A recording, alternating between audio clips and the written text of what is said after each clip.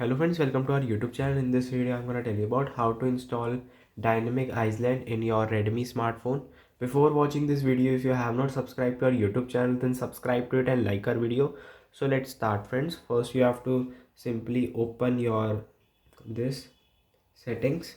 You can go to this also. If you have not any this Dynamic Iceland app, then you can go to the Google or App Store. Just you have to type here Dynamic